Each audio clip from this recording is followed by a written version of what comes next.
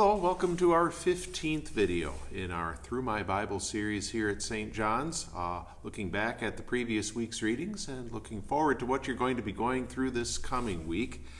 As we enter Holy Week, we fittingly have the end of the Gospel of Luke and then also the first two chapters of Acts to look at. And in your Old Testament readings, you'll also finish the book of Judges. You had previously begun the book of Judges and also finished up the book of Joshua leading into that. And I'd asked you to consider looking at the book of Judges from the perspective of detailing the recurring cycle that we see in Judges, which is Israel sins against God. God allows a foreign power to subjugate them. The people cry out to God for deliverance, and God then raises up a judge to deliver them. And sadly, that cycle repeats itself again and again through the book of Judges. In all, in the book of Judges, there are 12 judges listed, though later in 1 Samuel we see that Samuel is listed as a judge, and you could even make a case for Eli being called a judge as well. And I thought it'd be a good idea to keep a list of judges as you go along. And so thus far you've had Othniel and Ehud and Shamgar and Deborah and Gideon. And obviously we spend a lot more time on some of these judges than others. But some of them have barely just a couple of verses of mention, but that doesn't mean that what they did was unimportant at all. It's just that God didn't see fit to record their particular actions as something that would benefit our faith life today. We certainly do learn lessons from Gideon, and we'll talk about a few more of those next week as well, because we're going to continue the book of Judges, as we said, and we'll see a sad end to Gideon's family, along with some very strange episodes in the lives of some of the other judges as well.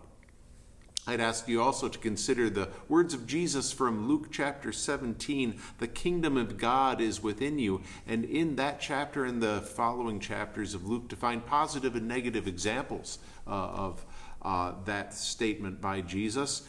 Just looking at a few of them, you can go right before Jesus speaks those words to the healing of the 10 lepers and see the one grateful, faithful leper, a positive example of the kingdom of God being within him, and then the 9 who are ungrateful and just go away without any word of thanks to Jesus, not having the kingdom of God within them.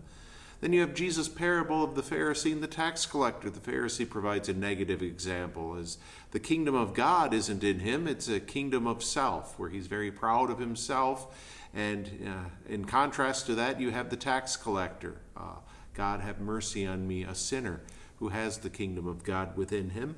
Another positive example, I suppose, would be Zacchaeus, the tax collector, who vows upon Jesus coming to his house to distribute his ill-gotten wealth to people in need and to repay those that he has taken advantage of.